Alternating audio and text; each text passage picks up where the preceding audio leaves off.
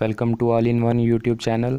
तो आज से हम स्टार्ट करने जा रहे हैं librarian, junior librarian, library assistant वगैरह के लिए जो भी JKSSB के एग्ज़ाम हैं उसके लिए हम कुछ MCQs और कुछ टॉपिक्स कवर करेंगे। तो आज का टॉपिक है यूज़र एजुकेशन। तो सबसे पहले यूज़र एजुकेशन के बारे में जानेंगे। यूज़र एजुकेशन है क्या? ए प्रोसेस और programme through which user of information are made aware of value of information and are motivated to use information and how to use information resources. एक process है जिसके द्वारा हम ये जान सकते हैं कि कौन सी इंफॉर्मेशन कब यूज़ करनी है। जैसे कि हमारी कोई रिक्वायरमेंट है तो हमें कौन सी रिसोर्सेज को अप्रोच करना चाहिए, कौन सी वेबसाइट्स को अप्रोच करना चाहिए, ये सब यूज़र एजुकेशन में सिखाया जाता है। यूनेस्को द्वारा यूज़र एजुकेशन के कुछ ऑब्जेक्टिव्स दिए गए हैं जिनमें कि बताया गया है कि जैसे पहला है recognising their own information needs, दूसरा है फार्मुलेटिंग देयर नीड्स, तीसरा है user using information services effectively and efficiently, और चौथा है एक्सेसिंग दी सर्विसेज। जैसा कि मैंने आपको डेफिनेशन में बताया कि हमारी क्या ज़रूरतें हैं, हमें कौन सी साइट्स को अप्रोच करना है, कौन सी रिसोर्सेज को अप्रोच करना है, वो इन्फॉर्मेशन नीड्स, और कैसे एफिशिएंटली वो इन्फॉर्मेशन को यूज़ करना है, ये सब हमें यूज़र एजुकेशन में सिखाया जाता है।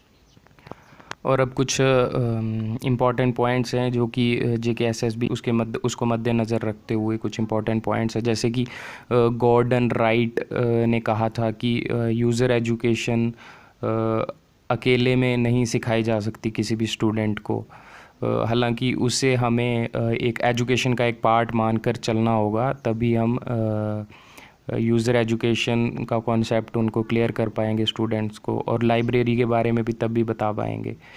This user education is in context with library. और अब बात आती है कंपोनेंट्स ऑफ यूज़र एजुकेशन की, बहुत इंपॉर्टेंट है।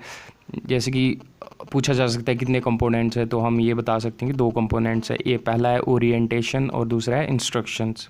अब ओरिएंटेशन क्या हो गया कि जैसे कि कोई भी किसी भी इंस्टीट्यूशन में कोई नया जाता है तो उसको पता नहीं चलता कि इंस्टीट्यूशन के बारे में उसकी क्या क्या स्पेशलाइजेशंस है, क्या क्या सर्विसेज प्रोवाइड करता है, वो सब उसका एक इंस्टीट्यूशन का थ्रू आउट उसको ओवरव्यू दिया जाता है, उसको उस जगह पे ले आ जाता है, बताया जाता है कि ये सर्विसेज प्रोवाइड करवाते हैं। तो उसमें भी 2 ऑब्जेक्टिव्स हैं ओरिएंटेशन के, जैसे एक आ गया कोग्निटिव और एक आ गया अफेक्टिव।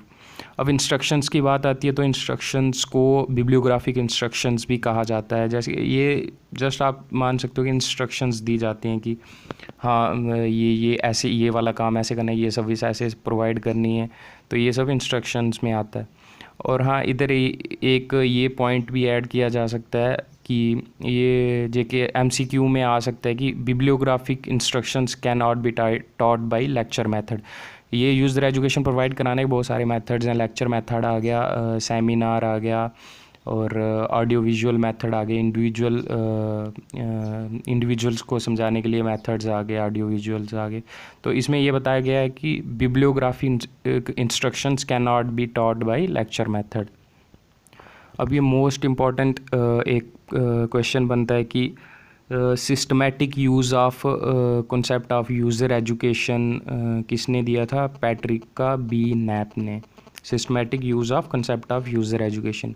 और इसके बाद एक और मोस्ट इम्पॉर्टेंट पॉइंट आता है कि Louis Shores gave the concept of library arts college, और इसको लाइब्रेरी कॉलेज भी कहा जाता है। ये हालांकि ये एक इनिशिएटिव था लाइब्रेरी यूज़र एजुकेशन को हायर एजुकेशन में इंट्रोड्यूस कराने का। तो लुइस शोर्स ने कॉन्सेप्ट दिया था लाइब्रेरी आर्ट्स कॉलेज और लाइब्रेरी कॉलेज। अब ACRL जो कि association of college and research libraries, ये USA बेस्ड एसोसिएशन है, इनको क्रेडिट जाता है इंस्टीट्यूशनलाइजेशन ऑफ यूज़र एजुकेशन। इन्होंने इंस्टीट्यूशनलाइज किया था, एक इंस्टीट्यूशनल फॉर्म में यूज़र एजुकेशन प्रोग्राम को प्रेजेंट किया था।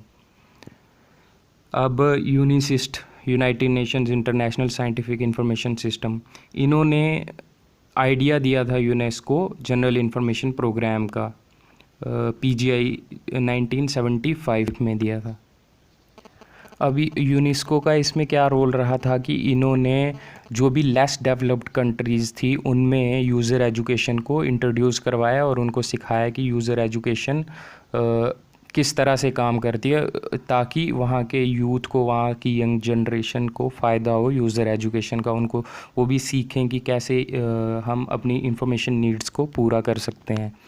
और फिर उसी दौरान ये रोम में एक सेमिनार हुआ था जिन्होंने रिकमेंड करा था कि national policy on user education को एक इंटीग्रल पार्ट बनाया जाए national policy on education, national education policy का।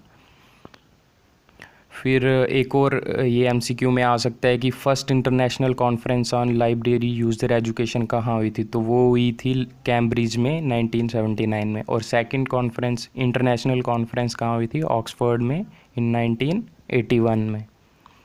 और जहाँ तक बात रही इंडिया की, तो इंडिया में DRTC defence research and training centre, NISCAIR हो गया, national institute of science communication and information resources, इन्होंने वेरियस सेमिनार्स और वर्कशॉप्स ऑर्गेनाइज करवाई यूज़र एजुकेशन के ऊपर। और ISLIC, Indian association of special libraries and information centres, इसने ऑर्गेनाइज़ करवाया एक नेशनल लेवल कॉन्फ्रेंस कहाँ पे, वाल्टियर, आंध्र प्रदेश इन 1981 में।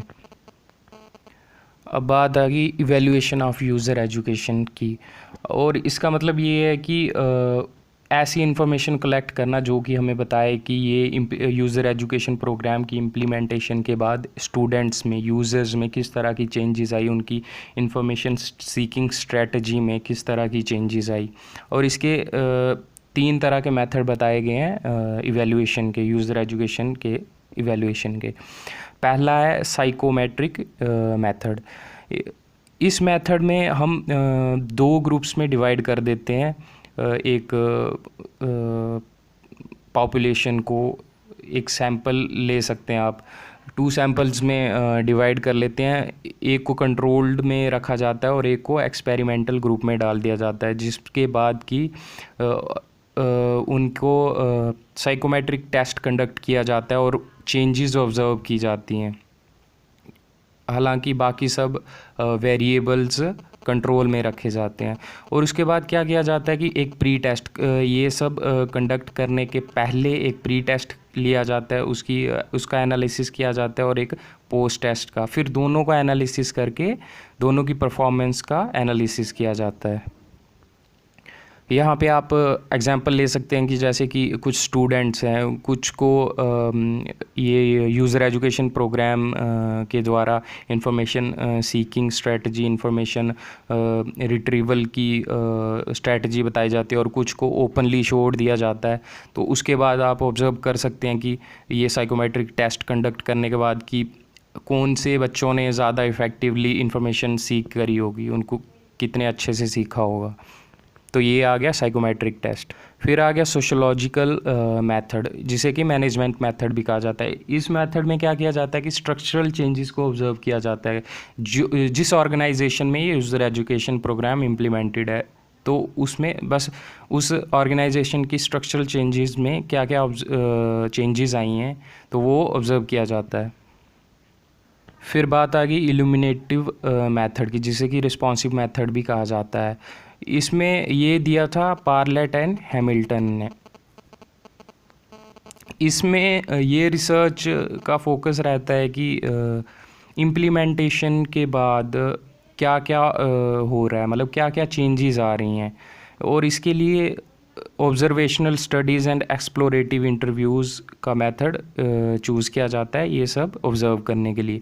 तो यहाँ पे ये जो बताया मैंने, सोशियोलॉजिकल मेथड को मैनेजमेंट मेथड और इल्यूमिनेटिव मेथड को रिस्पॉन्सिव मेथड भी कहते हैं, तो ये इम्पॉर्टेंट है। इल्यूमिनेटिव मेथड पार्लेट एंड हैमिल्टन ने दिया था, ये भी आ सकता है।